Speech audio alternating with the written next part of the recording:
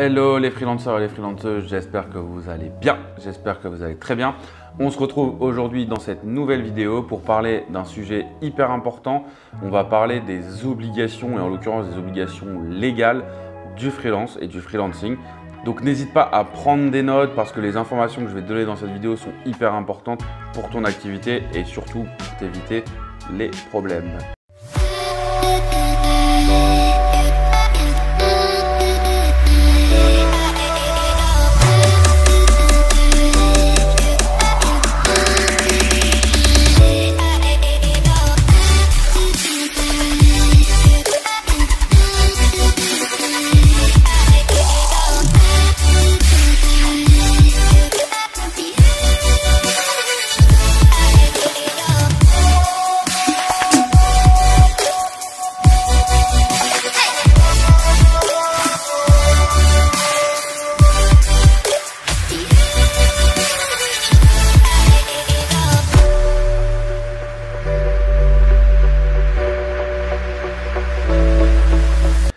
Avant de te parler des 4 points légaux et des 4 obligations que tu as pour éviter les problèmes, je t'invite à t'abonner à la chaîne et à nous mettre un petit like si le contenu t'intéresse.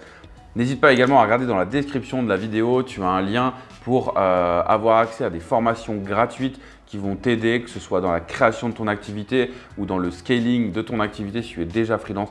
Regarde dans la description, tu as un lien qui va te rediriger vers tout ça et évidemment, c'est totalement gratuit.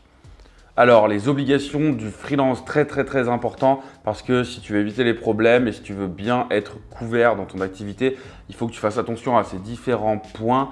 Le premier point d'obligation, tu en as déjà certainement entendu parler et j'espère pour toi que tu en as une, c'est ce qu'on appelle une RC Pro, c'est-à-dire une responsabilité civile professionnelle. Donc, c'est une assurance qui va te couvrir pour tout ce que tu vas être amené à faire dans ton activité, dans ton cadre professionnel. Cette assurance va te couvrir si par exemple tu casses du matériel chez un client ou si on te vole ton ordinateur. En fonction des activités, ça va aussi pouvoir te couvrir sur par exemple dans l'informatique des vols de données ou des vols d'accès ou ce genre de choses-là. C'est hyper important et surtout quand tu souscris à ce genre d'assurance, détaille bien auprès de ton assureur le type d'activité que tu as et le type de risque que tu as. Si tu es vidéomaker ou si tu travailles dans la data chez un client bancaire par exemple, évidemment les risques ne sont pas les mêmes. Donc il faut bien prendre en considération les risques que tu as dans ton activité pour que ton assurance couvre bien ces différents aspects de ton activité et les spécificités de ton métier. Donc très important, l'assurance responsabilité civile. Si tu n'en as pas, attention, je vais te taper sur les doigts parce que c'est très important d'en avoir une. Donc fais-le tout de suite, souscris dès aujourd'hui si tu n'en as pas à une RC Pro. Deuxième élément important en termes d'obligation, c'est d'éviter à tout prix ce qu'on appelle la requalification. Qu'est-ce que la requalification ? Aujourd'hui, quand tu es freelance et que tu travailles avec un client, tu n'es pas un salarié de ce client, tu es un prestataire de service.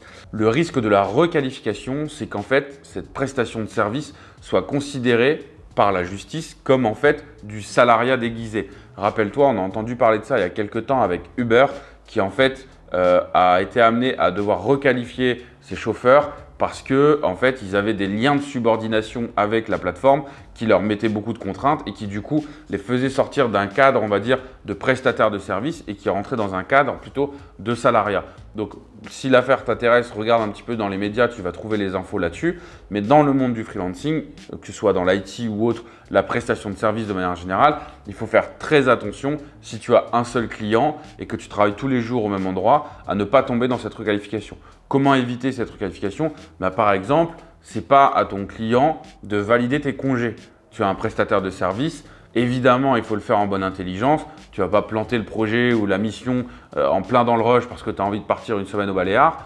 Mais par contre, ce n'est pas à lui de te dire oui ou non, tu as le droit de prendre tes congés. Tu es prestataire de service. Si tu dois t'absenter, tu t'absentes, tu préviens. Évidemment, tu fais ça dans les règles de l'art, mais ce n'est pas à lui de valider tes congés. C'est le genre de décision qui, si elle est prise par ton client, peut t'amener à une requalification et là les conséquences peuvent être lourdes pour toi comme pour le client parce que c'est pas du tout la même chose et la justice peut être amenée à demander des salaires de retard, des charges de retard, etc. Enfin bref, des amendes et tout le tout team.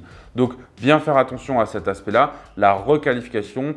Ton client, si tu lui en parles, il va clairement flipper. Donc, fais bien attention dans ton quotidien et dans la vie de ta mission de ne pas basculer dans ce qu'on appelle la requalification. Autre point important et autre obligation que tu as, te protéger toi, ton patrimoine et ta famille, bien évidemment.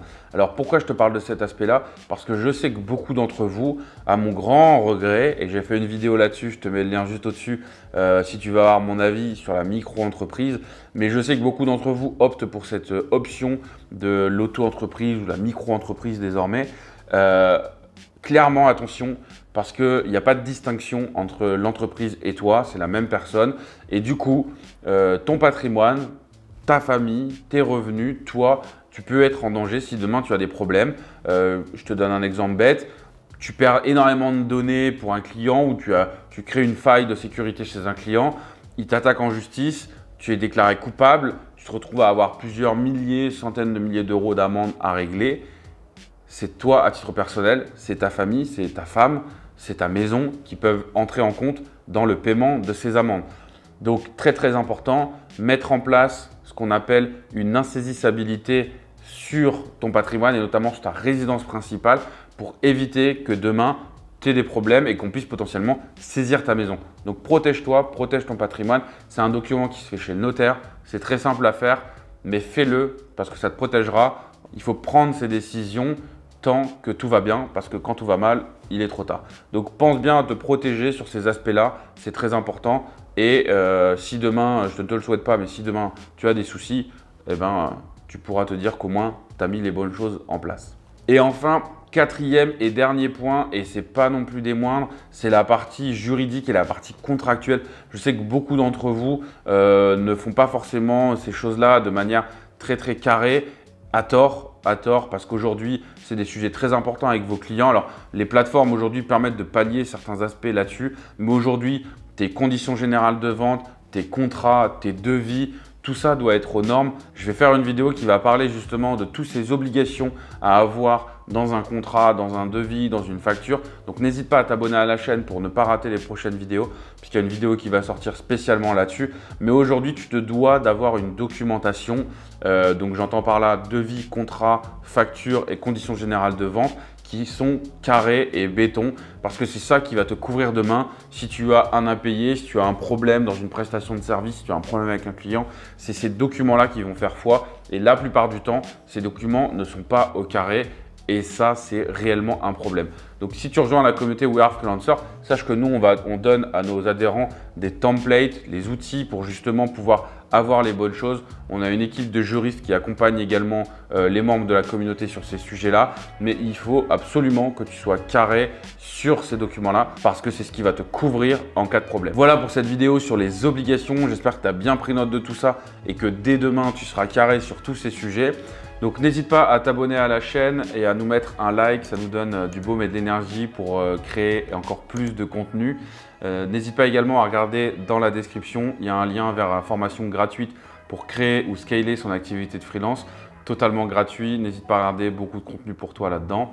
D'ici là et d'ici les prochaines vidéos, porte-toi bien, que ton business se développe à fond. Ciao, à bientôt.